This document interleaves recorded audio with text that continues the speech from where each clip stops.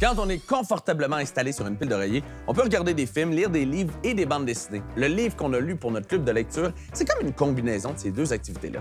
Exactement. On a lu le premier tome d'une série de bandes dessinées qui s'appelle L'histoire du cinéma en BD. Ce premier tome s'intéresse plus particulièrement à l'image en mouvement. Et même si c'est une BD dans laquelle on apprend des choses, je peux vous dire qu'on ne s'ennuie pas du tout.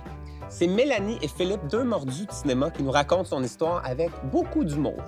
Des choses, on en apprend dès les premières pages. Comme par exemple, les premières images en mouvement ont été prises pour prouver qu'à un moment, quand un cheval court, ses quatre pattes ne touchent pas le sol. La bande dessinée est séparée en 4 chapitres qui présentent des gens qui ont été déterminants dans les débuts de l'histoire du cinéma. Edward Muybridge, Thomas Edison, les Frères Lumière et Georges Méliès. À la fin de ce premier tome, Mélanie et Philippe nous disent qu'ils ont encore beaucoup de choses à nous apprendre sur l'histoire du cinéma. Donc, on comprend qu'on ne sait vraiment pas encore tout sur le sujet. L'auteur est Philippe Lemieux et il est passionné de cinéma et de bande dessinée. J'imagine que c'est de là que vient le prénom du personnage de la BD. Et l'illustrateur se surnomme Gary. Qu'est-ce que vous avez pensé de votre lecture? Est-ce que vous avez appris autant de choses que moi? Oui. Je pense que oui. J'ai adoré ça. Pour vrai, le sujet à la base m'intéressait beaucoup, mais j'ai trouvé que c'était comme une BD éducative, mais on sentait pas trop le désir de nous donner de l'information. C'est vrai. Le mélange d'humour puis d'information, en fait, c'était bien balancé.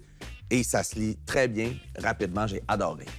Beaucoup aimé, moi aussi. Tu sais, je savais que le cinéma venait d'une succession de photos qu'on présentait rapidement, mais là, je l'ai bien compris. Et on parle de certains films des Frères Lumière, dont L'arrivée du train à la gare. Là. Et ce film-là existe. Sur Internet, vous pouvez taper dans un moteur de recherche. J'ai trouvé ça hallucinant. Moi, ce que j'ai beaucoup aimé de ce livre-là, c'est que je connaissais déjà l'histoire du cinéma. J'ai eu un cours d'histoire du cinéma, puis des fois, quand on connaît déjà un sujet, quand on tombe dans un livre qui l'explique ou qui le vulgarise, des fois, on fait « Ah, il manque d'informations » ou c'est pas toujours, tu sais, c'est pas très clair. Là, je trouve qu'on va vraiment du début de l'histoire du cinéma aux États-Unis, en Europe, puis vraiment, je trouve que c'est bien expliqué, puis j'en ai eu pour mon argent.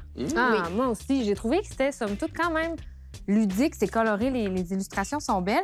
Et page 35, on voit la vraie... Page 35, parfait. Page 35, Page on est 35, en oui. route. La vraie image du train qui s'écrase. J'ai été vraiment surprise, très intéressée. Je vous garantis que vous allez passer un bon moment. Je sais pas pour vous, mais moi, en attendant le prochain tome, j'ai envie de regarder un film là. Oui, bonne idée, on regarde Trouver Nemo. Et la garde des tucs! Oh,